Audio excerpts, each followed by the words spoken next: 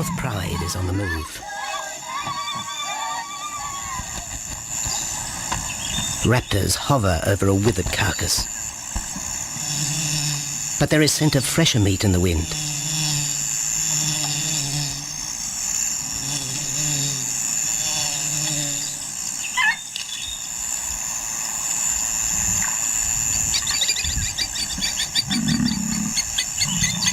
Pickings have been slim for Nabamba's Pride since her fight with a startled warthog.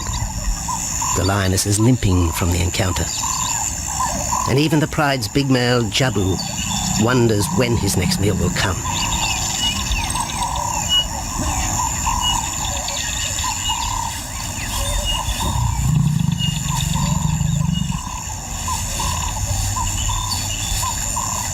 There's been no kill for 3 days, and Nabamba's cubs are hungry. Survival is tough across this tawny continent, and for the lions of Phinda Reserve, etched into the heart of Zululand, only those with speed and cunning will eat.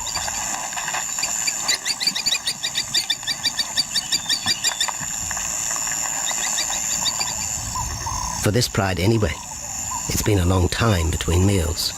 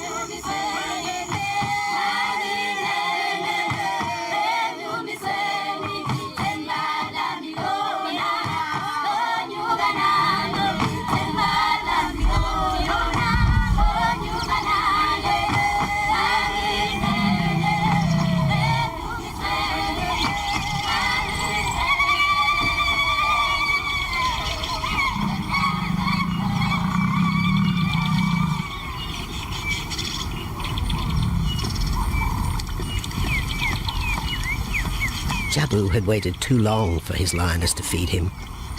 Overnight, his stealth carried him into the path of a careless zebra.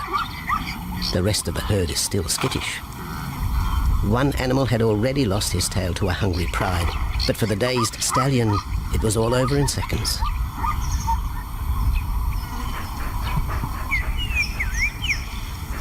The big male watches his kill from a distance, exhausted by the chase, exhilarated by the sport.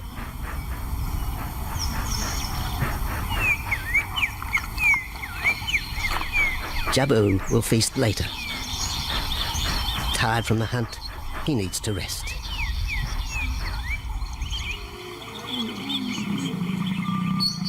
But his prey will be safe. Few scavengers will risk the sudden return of the Lion King.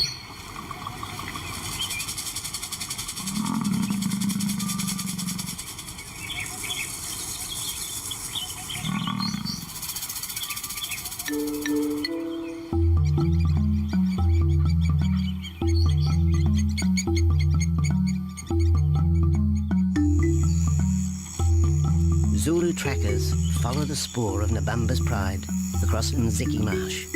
This vast tract of savanna is favoured by the lions in the dry air of winter, but it's a region also shared by Phinda's giraffe and white rhino population.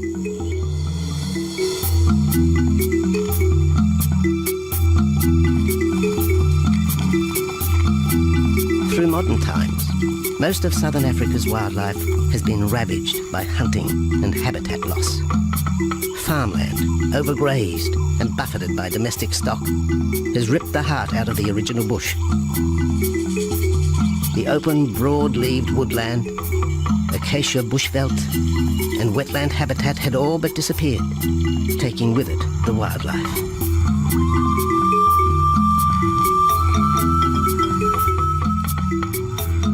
A few years ago, the Phinda Project was born.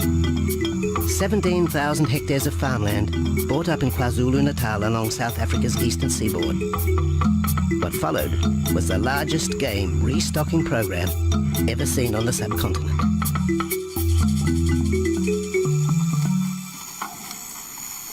The land was overgrazed to a certain extent and it wasn't in very good shape. They put all these farms together, put a perimeter fence around it, and then brought in a lot of game. I mean, we brought in elephant, we brought in rhino.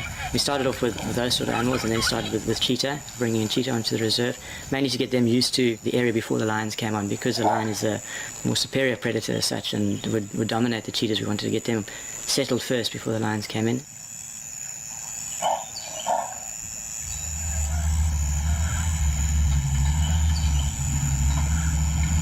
Andrew Lewis is habitat manager at Phinda, one of those committed to the restoration of southern Africa's ecosystem.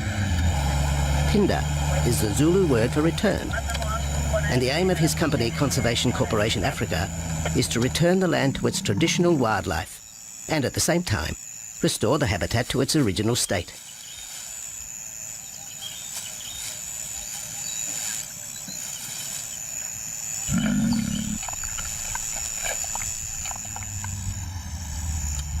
Phinda is cautiously open to top-level tourism, limited and luxurious. Dreams of extending the green frontier require funds, and the reserve's lion pride has already earned its keep.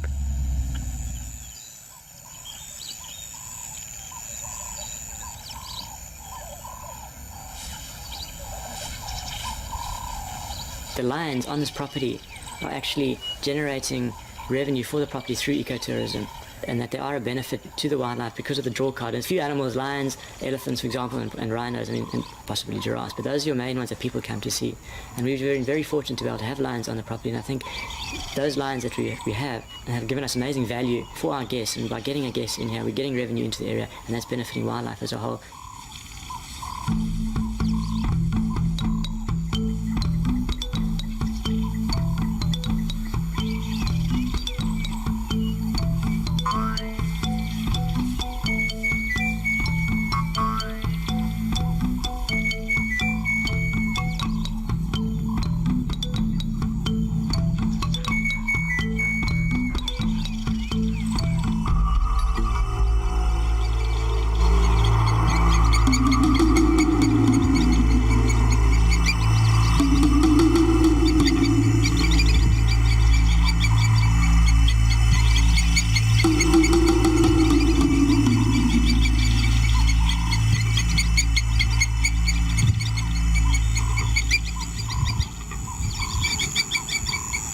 Jabu has returned to his kill. He licks the bloated carcass, but still there is no feeding.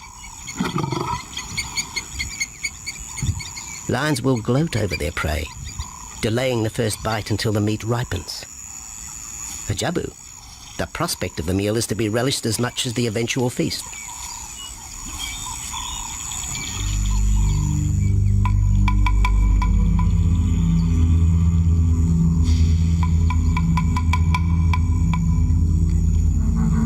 Meanwhile, Nabambo's pride is on the prowl. The older cubs are 10 months now, weaned, but still dependent upon Nabambo for food.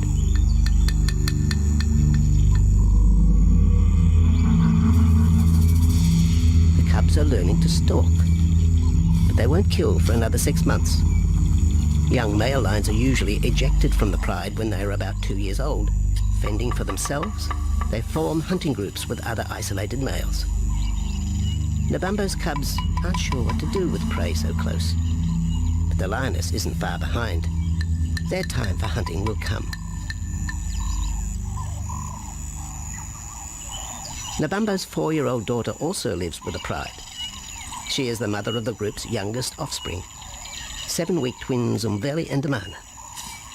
The little cubs have been hidden since birth, and now stay close within the protective circle.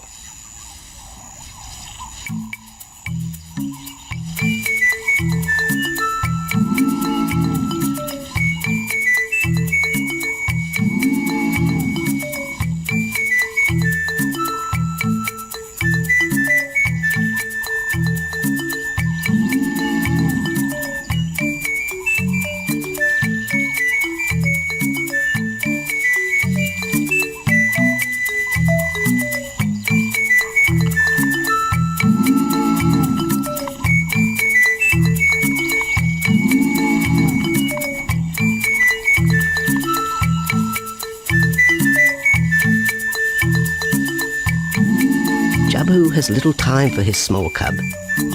When he is older, Damana will hunt with his father, but for the moment, the big male has nothing to do with his young son. Dejected, the cub finds solace among his siblings.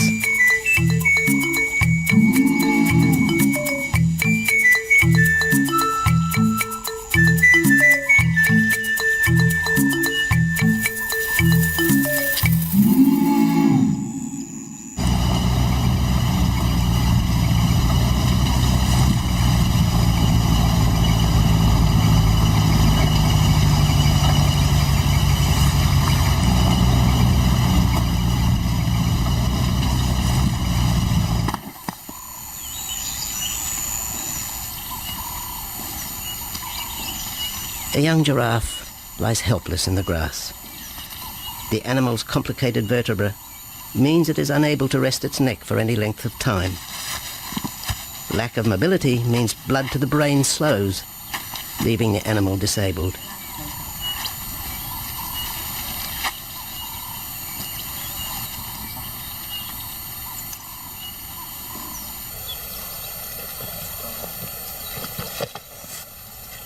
Efforts to lift the head fail, and rather than leave the giraffe vulnerable to predators, the young bull is shot by rangers.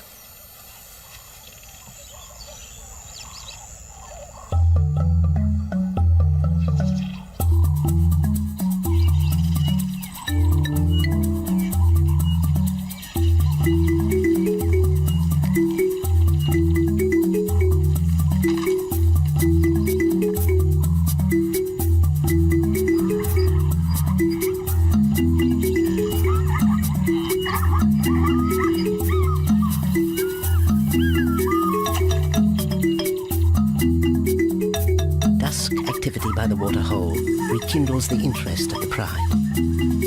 Nabambo is typical of most big cats. They conserve energy 20 hours a day, waking only to groom and hunt.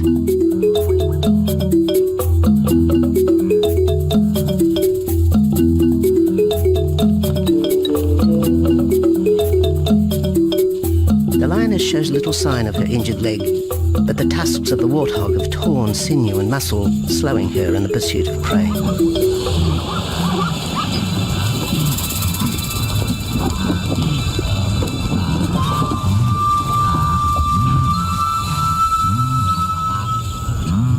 Once again, Nabambo in her pride will go hungry. But the big lioness senses another kill nearby. A young giraffe slain by humans will provide meat for her cubs. Leaving the pride, Nabambo follows the scent.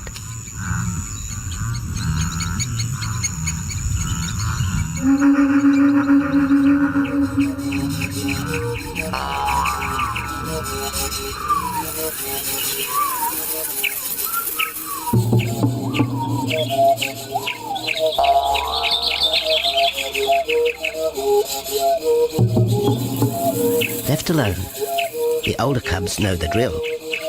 They will wait for Nabambo's call to take them to the kill.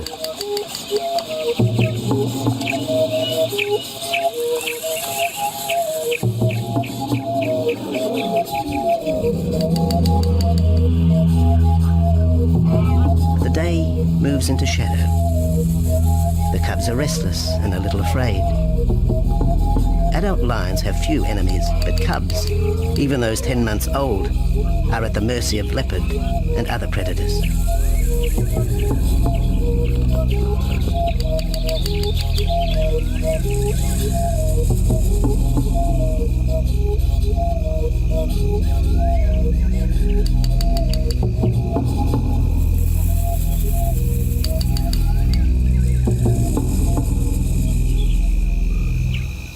Nabambo has reached the kill, but her daughter is there first.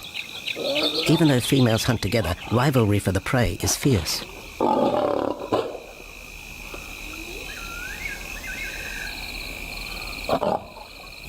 The big lioness begins the trek back for her cubs, but the youngsters have heard her call and they meet halfway.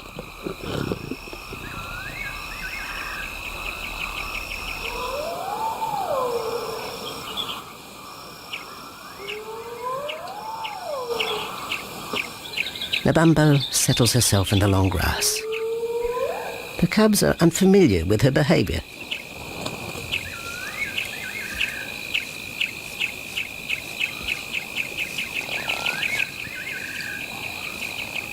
A female will usually head the charge with any kill, splitting the hide of the victim and leading the way for the pride to eat.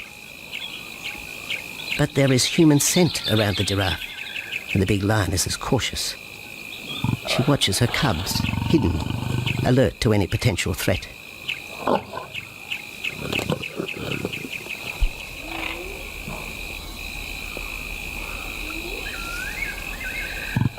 The cubs are curious, confused by this new smell.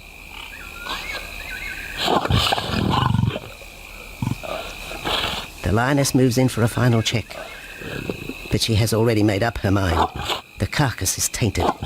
There are foreign traces, a dangerous ambience. Instinct tells her this is not food fit for her cubs. Disappointed, Nabambo moves away, the scent of another night stalk already in the wind.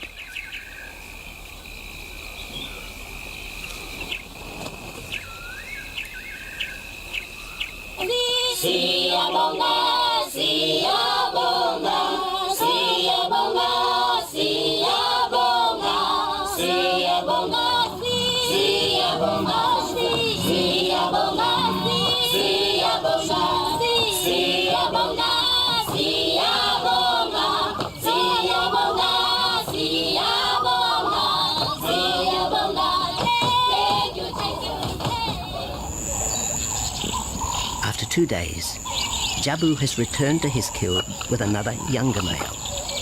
3-year-old Tembi is a son from a previous liaison with Nabambo, and the two paired up after Tembi was ousted from the pride.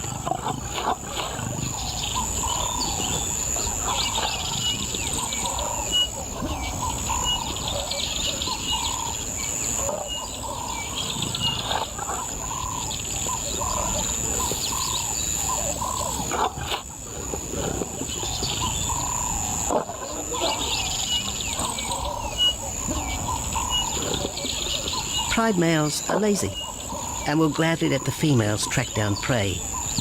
But the theory that males won't hunt is a fallacy. Any hungry male will hunt for himself when no free lunch is provided by the lioness, hyenas or other predators.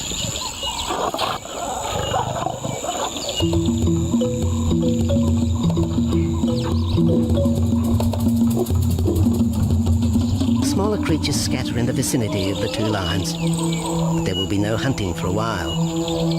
Bloated after the zebra kill, both males will sleep for the next day, oblivious of their surroundings.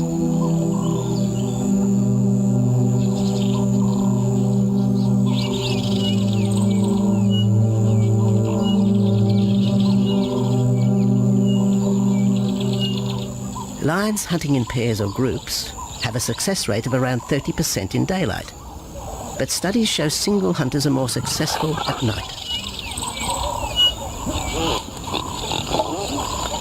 Lions are sociable cats, the only group to take part in communal hunts.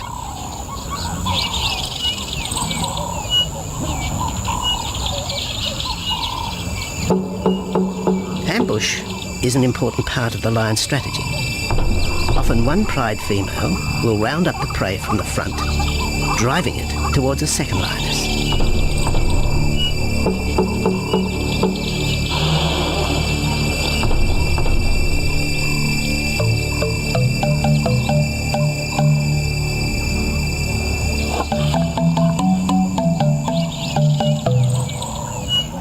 As in most cases, the pride male will only get involved if he has to.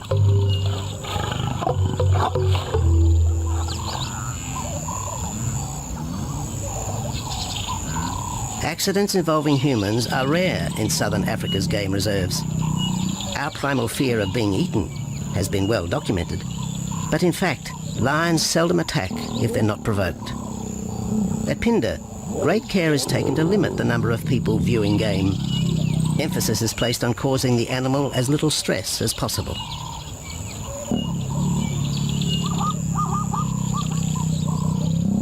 man isn't a part of their natural food source. They don't normally go out and hunt people. I think your lions are opportunists though, and I certainly think that if your lion is very hungry, under stress, I don't think they'll necessarily go out to hunt you down, but if you interfere with them, they'll certainly kill you. And there's a good chance they might eat you at the same time.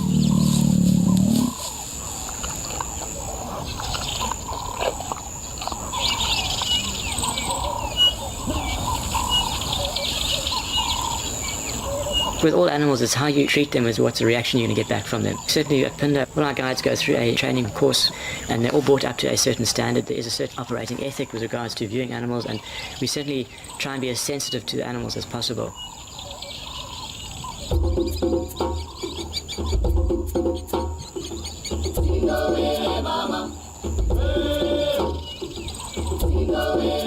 Cradled within the arms of the Ubomba Mountains and the Indian Ocean, Phinda covers one of the most diverse regions of Africa.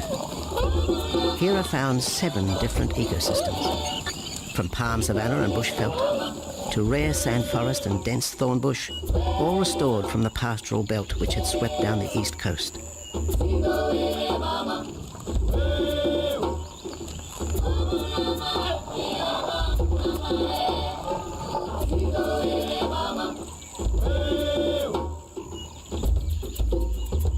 Where cotton, pineapple and cattle farms once stood, lion now roam their habitat again, alongside some traditional neighbours.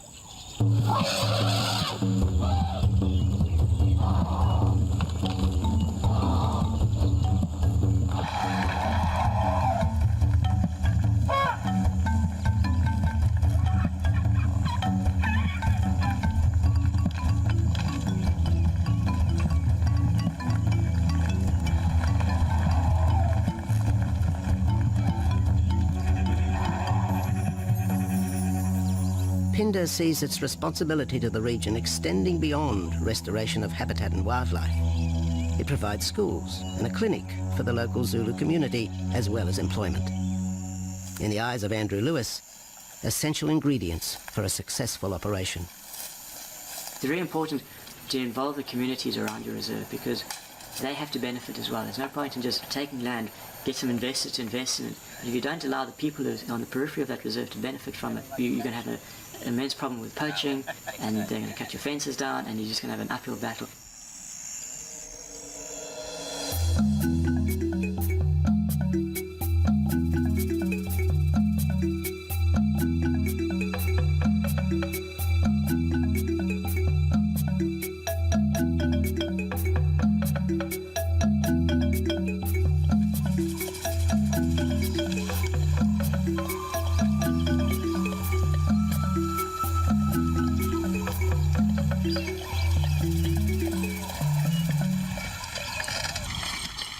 In 1992, the Phinda lions were among the first of the big 5 animals to be relocated to the reserve.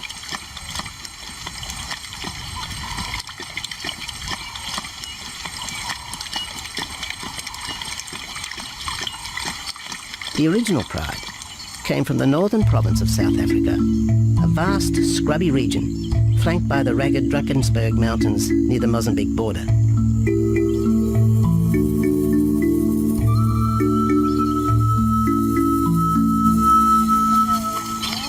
Peter Rogers helped round up Phinda's first pride, handling the lion's capture and subsequent move south. Today, he's head vet at the Hoedspruit Research and Breeding Centre for Endangered Species, overseeing its cheetah breeding program.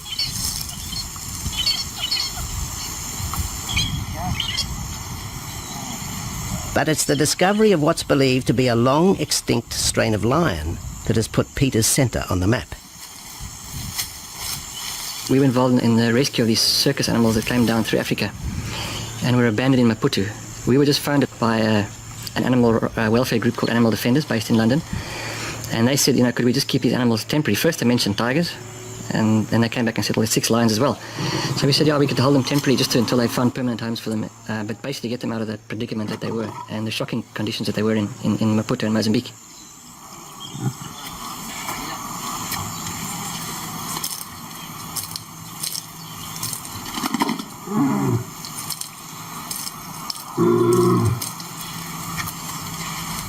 When the lions arrived at the breeding centre, Their size, pale colouring, and the male's thick black belly mane put them into the category of the Cape or Barbary lion, not seen in the wild since the early 1920s. A few still exist in captivity, and a male and female were brought to South Africa from an Italian zoo for breeding purposes.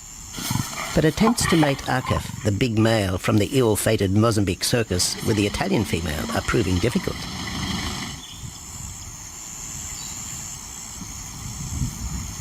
Akef is overprotective, even preventing the lioness from eating when the meat truck arrives.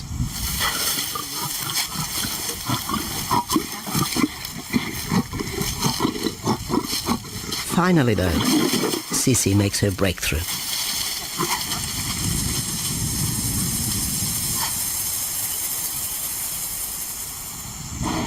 We'll see you up in the front there, Mark.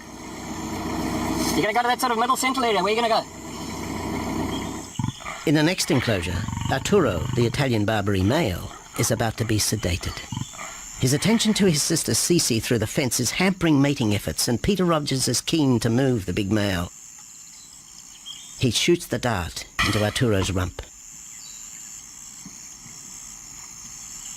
Arturo has been sterilized, but while his breeding days are finished, he'll live out his days at the centre. 1.5 minutes now, so... His female companion, another Barbary from the Mozambique circus, is drawn away by the meat truck.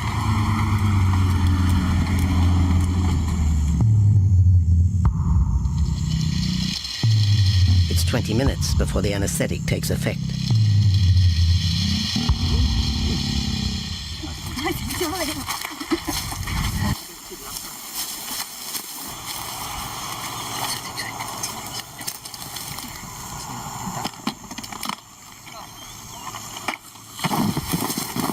It's nice to be the supervisor. Slowly.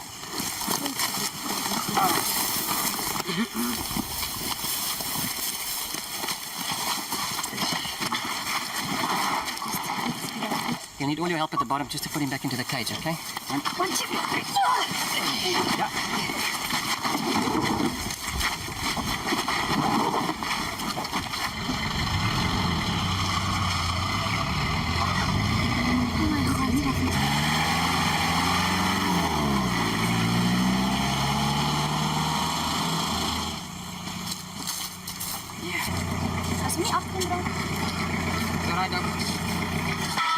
The anaesthetic gives Peter Rogers and his team a chance to check over the 12-year-old lion. He'll spend a few weeks in this cage before being returned to his enclosure for observation. I still want to inject him and everything, Mark.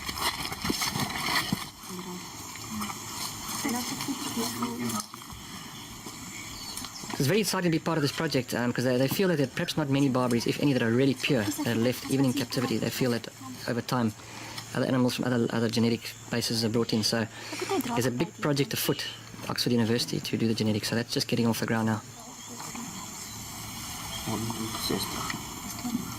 Okay. We just put under the skin on the neck if we can find the skin under this big beard of his. Normally lions wouldn't have this many ticks, but being from Italy, the European lion, he doesn't have that innate or inherent resistance to ticks. It does come with time. Like a bit of a bit like this. So what we can do is we can put him in there and roll him over inside there. Immediate term now is to get these ones to breed. And we'll take it day by day from there and see how it goes. But the prime object initially was just to get these animals back into good health, and it's developed into something a lot bigger.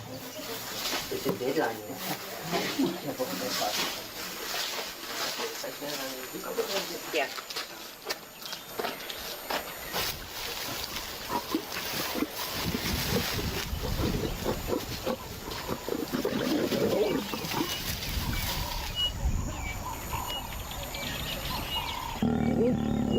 While the breeding centre's lions are healthy, it's not the case a few kilometres away in the Kruger National Park, where TB has ravaged half the population. Infected buffalo have been blamed for the outbreak, primarily in the south of the park, and attempts are being made to fence off the diseased area.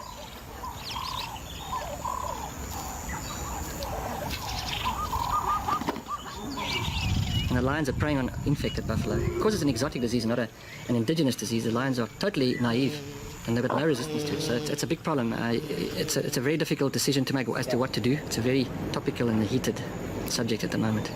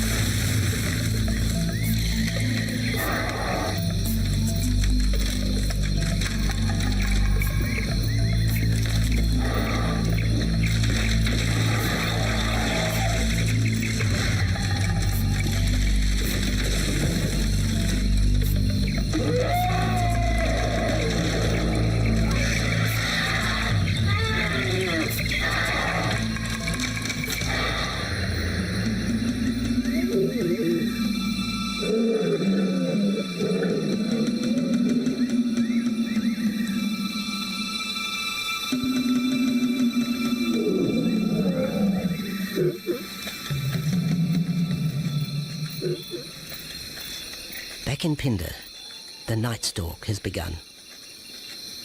Nabambo keeps her cubs close. They're hungry, but tonight only Impala can be tracked down, a morsel for the lioness. Food is scarce at this time of year, so the pride's territory covers a large area. Lions can only afford to be territorial where there is a reliable supply of game.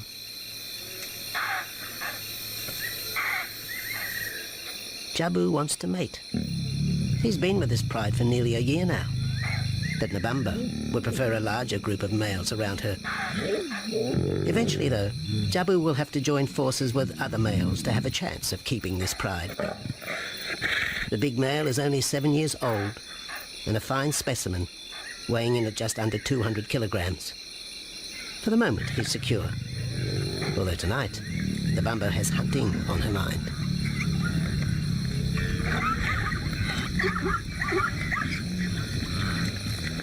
The cubs follow in the lioness's wake.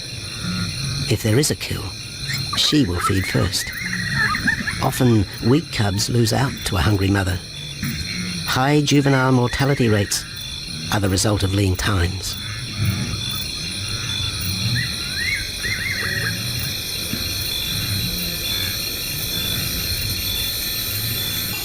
Jabu has had enough. He's been walking for hours. Sleep is more important. And the zebra he ate 2 days ago will suffice for another night.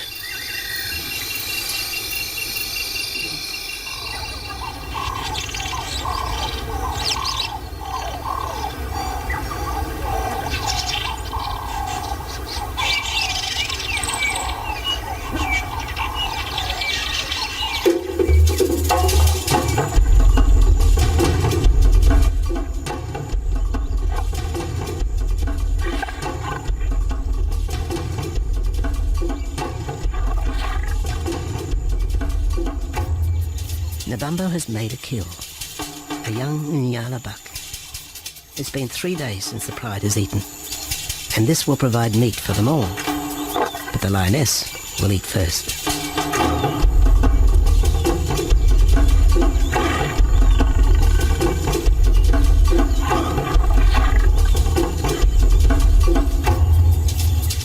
The cubs know the routine. They will get their turn. But Nkosi is hungry. He creeps towards his mother. As the biggest of the cub,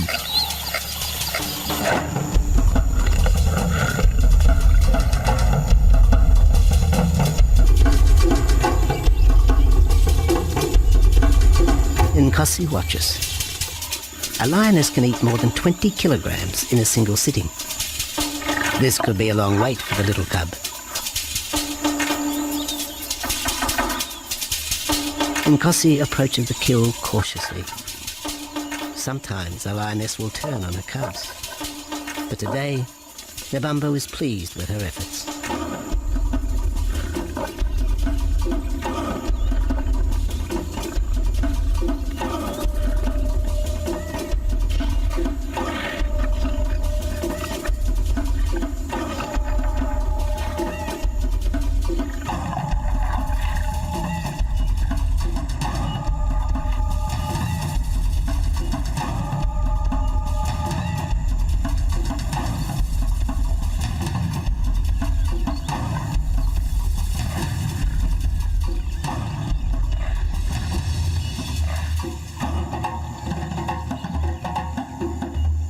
Nebambo has had her fill, for the moment anyway. Lions never eat the stomach of a kill. She will bury it before dragging off the carcass. This way, hyenas and other predators are thrown off the scent. The evidence has been buried. The carcass is no more.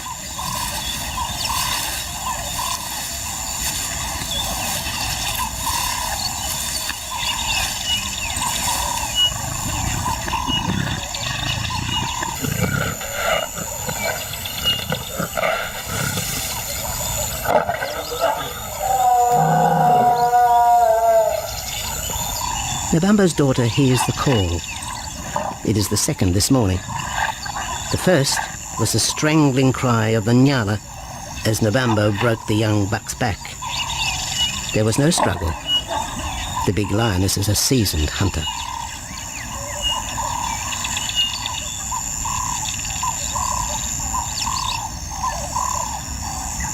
The rest of the pride will feast on the carcass after Nebambo retires. But first, they will drag it into the bushes, away from prying eyes, away from raptors already circling the kill scene.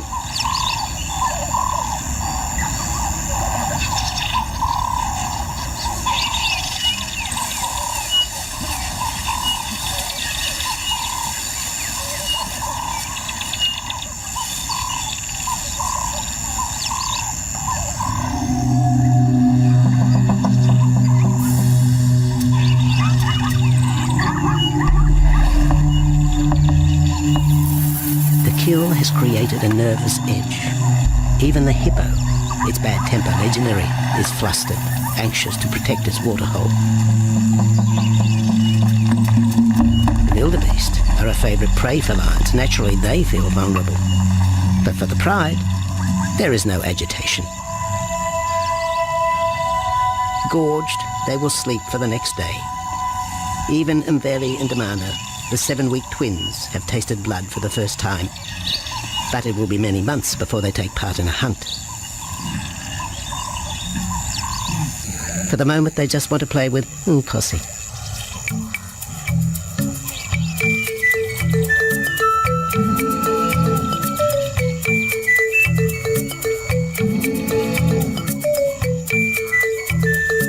The older cub is beginning to take on the shaggy mane of the bigger males. Within 18 months, he will be hunting with them, competing for his own pride. In the meantime, though, he has to contend with his young siblings.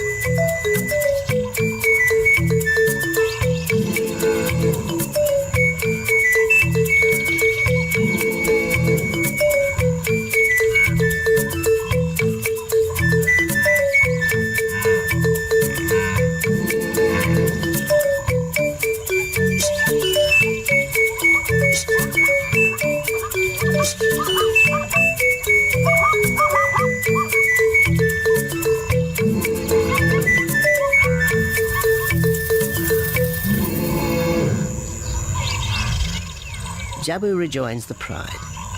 He has missed out on the kill, but he didn't share his zebra with the rest of the pride the previous day.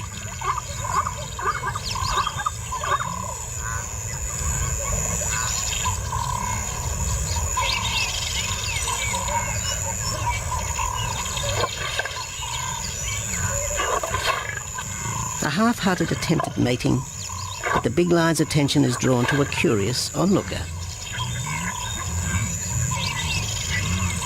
With the pride so close, the giraffe won't be sitting for long. Drinking and sitting is when they are at their most vulnerable.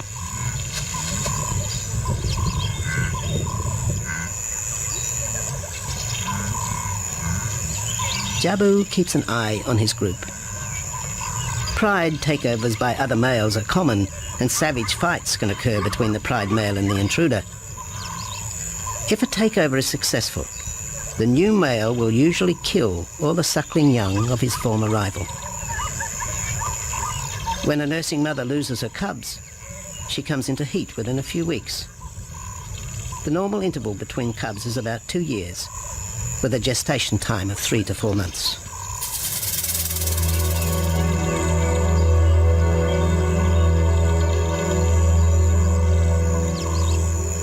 Jabu marks his territory, but it may soon be all in vain.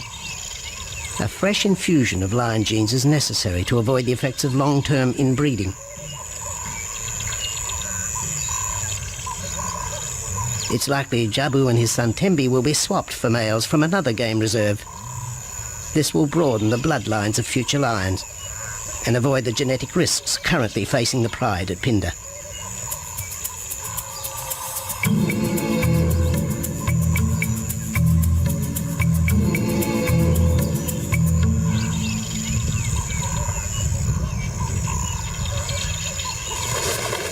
Vultures have found the dead buck, but there is little left of the carcass. Nabamba and her pride have eaten. The big lioness tries to dislodge Nyala fur from her teeth. Tomorrow, the next day, there will be another kill. Nabamba's cubs will grow up strong.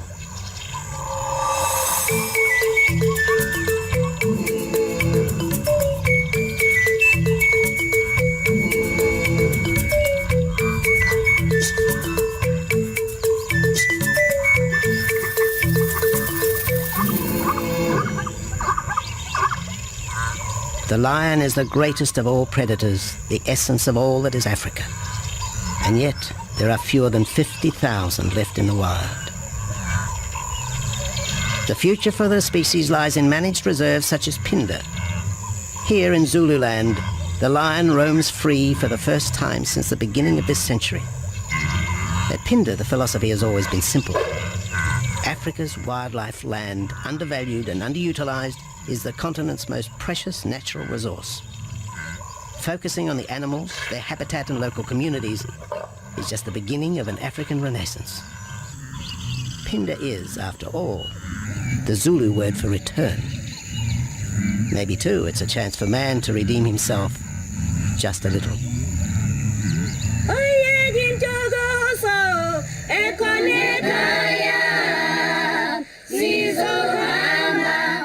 Hallelujah.